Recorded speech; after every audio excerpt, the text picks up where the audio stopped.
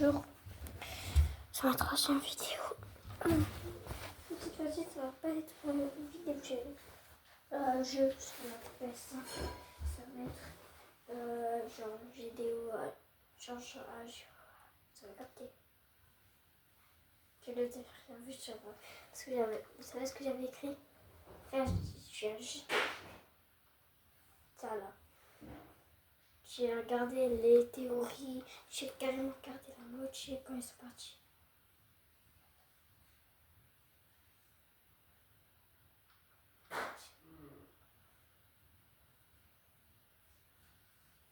Aujourd'hui, concept de malade. Imagine, je perds tous mes abonnés et je reviens à zéro. Combien de temps me faudrait-il pour regagner mon premier abonné et que quelqu'un...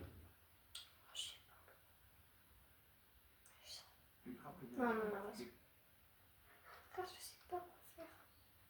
Attendez, je vais mettre pausé. 365 derniers jours, j'ai créé plusieurs dizaines de jeux vidéo.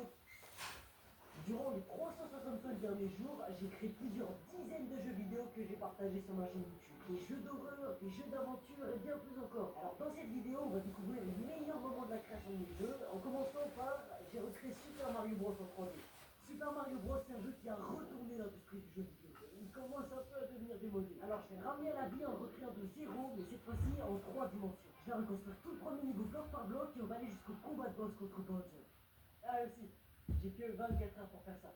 Sinon je dois supprimer ma chaîne YouTube.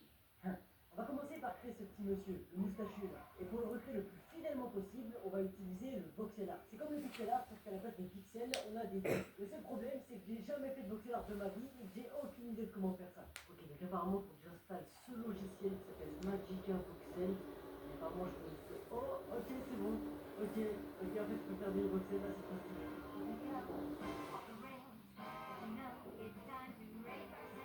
Ouais, je pense que vous l'avez compris, je suis totalement rincé en voxel. Ce qui fait qu'on a déjà perdu une demi-heure sur ça. Et ça va aller. J'ai recommencé une fois, deux fois, trois fois.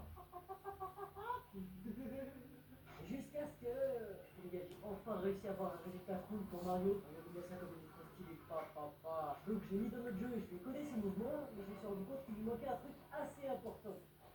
Les animations. Les animations en voxel, c'est un peu particulier parce qu'on doit recréer un modèle pour chacune des positions de Mario. Par exemple, si je veux qu'il marche, il faut que je tourne un peu ses bras et ses jambes. Et pour donner l'illusion qu'il est en train de faire une animation, il faut changer son modèle plusieurs fois par seconde. Donc j'ai refait pareil pour l'animation de saut et pour une autre animation qu'on utilisera un peu plus tard dans la vidéo. Maintenant qu'on a un genre 100% fonctionnel, on va pouvoir passer à la création du niveau. Et pour ça, on va devoir recréer chacun des blocs avec lesquels le jeu original est construit. Et regardez les gars, petite technique, j'ai récupéré une image du niveau de base de Mario, comme ça je vais pouvoir tout faire extrêmement facilement.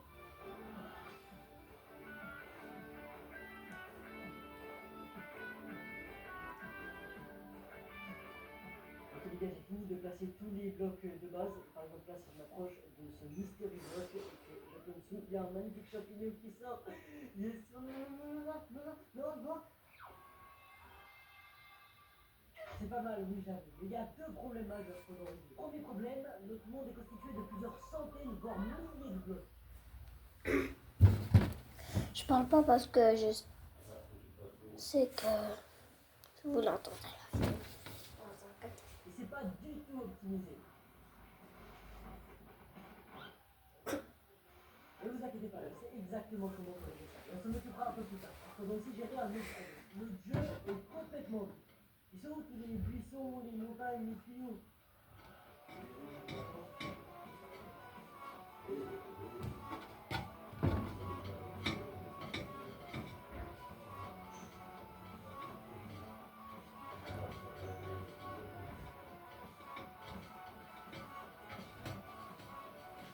Yes. Et regardez-moi. Yes. Hello. Ça y est, je commence déjà à ressembler à un vrai Mario 3D. Et même les tuyaux, là, je me souviens des tuyaux à l'époque, c'était trop cool, on pouvait rentrer dedans et tout. Allez, on va tester de rentrer à l'intérieur pour voir. Mais attends, pourquoi je peux pas rentrer à l'intérieur? Si vous connaissez un peu Mario, vous savez comment ça fonctionne. Mario, il arrive sur le tuyau, il s'accroupit, ça le fait rentrer à l'intérieur et ça l'amène dans une zone remplie d'argent. Donc pour recréer ça, on a besoin de trois choses. Première chose, un Mario qui s'accroupit. J'ai essayé plusieurs méthodes, mais la meilleure option que j'ai trouvée pour l'animation d'accroupissement, c'est d'aplatir Mario. Vous pouvez regarder, en vrai, ça marche. Parce qu'avec ça, Mario a débloqué une nouvelle compétence, la danse.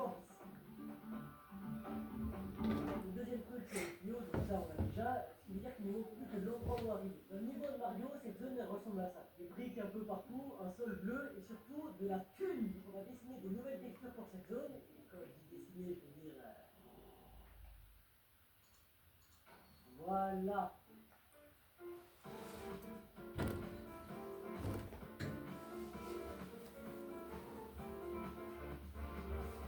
Ensuite, on modélise des pièces en 3D, on en met un peu partout et voilà à quoi ressemble le résultat.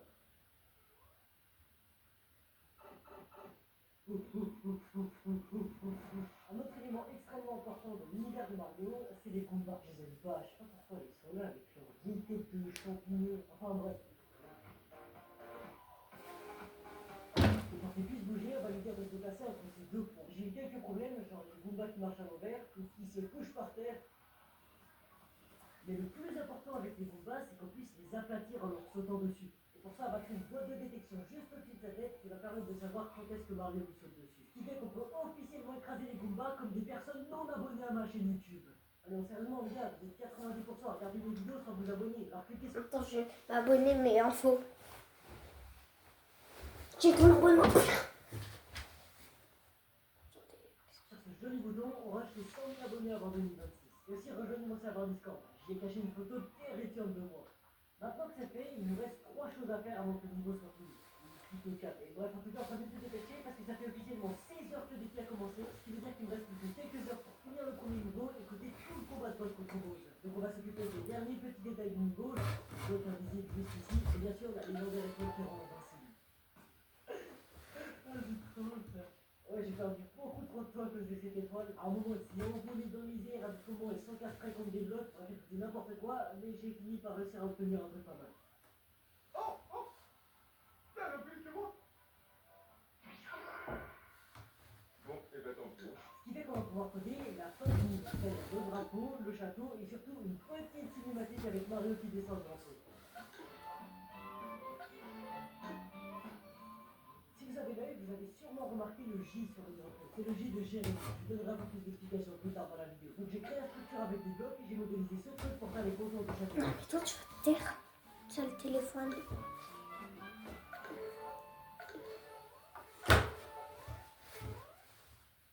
Je refais un break tel t'es mort. Fun fact, à la base, j'avais pas du tout prévu que Mario fasse un petit retour en arrière. C'était une erreur, mais j'ai gardé parce que je trouvais que ça rendait pas mal. Ok les gars, on a officiellement terminé le tout premier niveau, ce qui fait qu'il nous reste à peu près 6 heures pour coder tout le combat de boss contre Bowser. Donc on va s'y mettre maintenant, mais juste avant, je vais vous laisser découvrir le résultat avec mon code studio. Oh, oh mec, c'est trop bien. Putain, mec, c'est trop bien.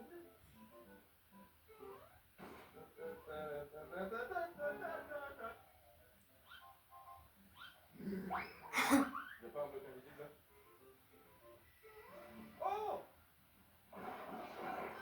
Mais attends, il s'est sauté dans le vide, j'ai plus donc je le reste en dessous. Comment on fait pour descendre?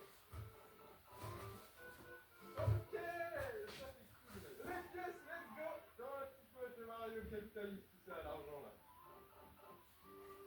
Le jeu est vraiment bien, mais drapeau! Drapeau! Drapeau! Wouhou!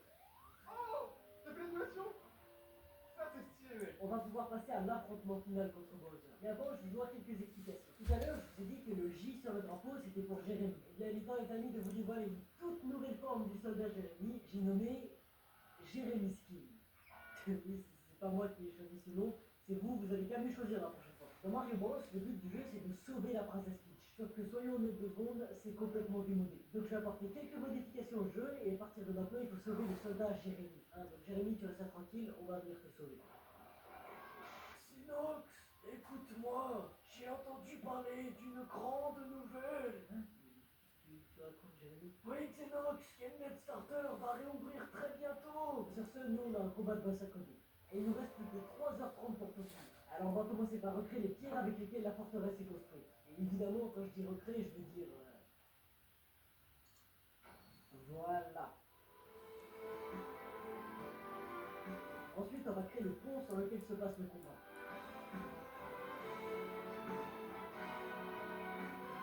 Sauf qu'il manque l'élément le plus important du décor, la lave.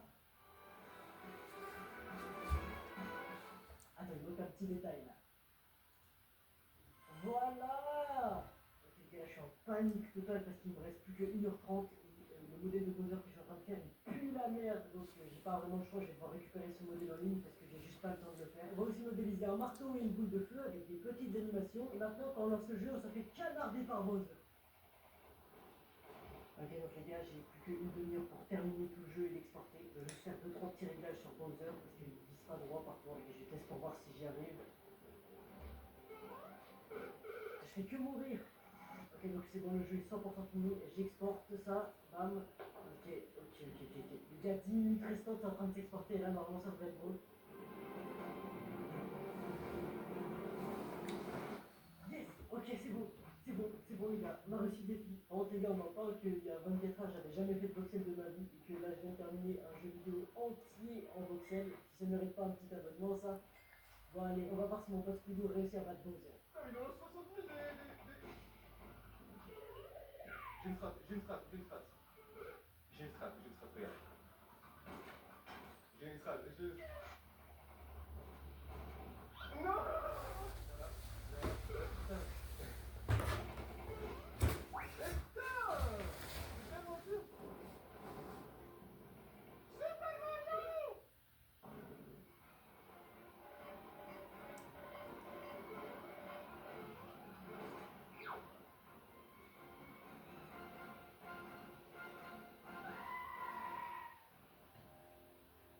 de la piste de...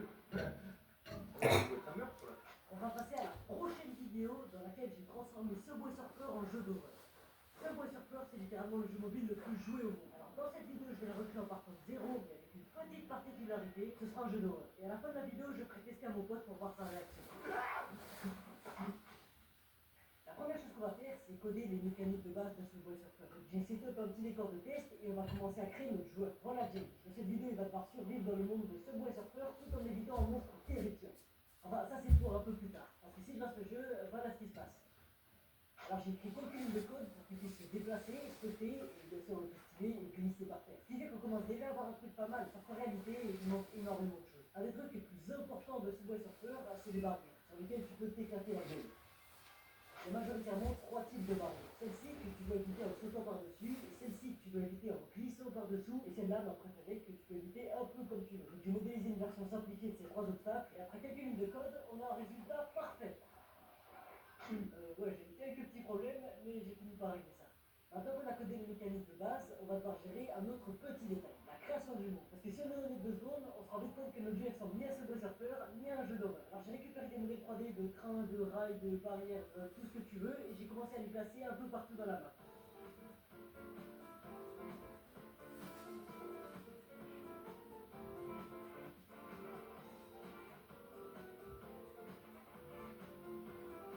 Voilà pour ressemble le résultat. Et ça de la gueule, hein. Je sais.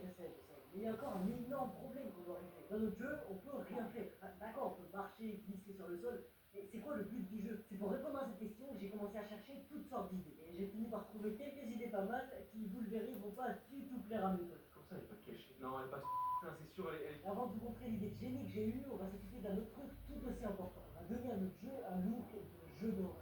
Et pour ça, on va jouer principalement sur 3 critères. Un premier, l'environnement. Dans notre jeu, tu as l'impression que tu es nu. Tu te balades où tu veux, tu vois l'horizon et ça va pas du tout. Il faut que ce soit oppressant. Alors on va utiliser ces barres de dés pour cloisonner tout autour de la map. Et on va aussi rajouter des arbres pour accentuer cette impression d'environnement fermé. Le deuxième critère sur lequel on va jouer, c'est la lumière. Dans la plupart des jeux d'horreur, il y a un éclairage bien sombre. Et ça, c'est pour une raison précise. Ça permet de faire en sorte que le joueur ne voit que très peu de choses. Et s'il voit rien, il est tout le temps sur ses gardes, parce qu'il n'a aucune idée de ce qui peut se cacher dans la pénombre. Non. Mec, attends, mais il fait peur. Donc on va supprimer toutes les lumières de notre jeu pour qu'il fasse totalement noir, et on va rajouter quelques effets visuels pour rendre tout ça un peu plus stylé. Je vous mets le avant-après à l'écran, faut quand même avouer que c'est pas mal. D'ailleurs, regardez, je me baladais un petit peu dans le jeu, quand je suis tombé sur ce magnifique bouton s'abonner. Allez, s'il vous plaît, les gars, abonnez-vous, likez. Tu le jeu une fois. Maintenant que vous êtes abonné, on va pouvoir passer au troisième critère, qui est aussi le plus important, l'ambiance sonore. Dans un jeu d'horreur, c'est hyper important d'avoir une ambiance immersive. Pourtant, quand on regarde notre jeu, l'ambiance n'existe pas vraiment. Donc, Les gars, voilà. Je pense que je vais m'arrêter là. Peut-être que je vais faire un partie 2, je sais pas. Peut-être que je la ferai maintenant.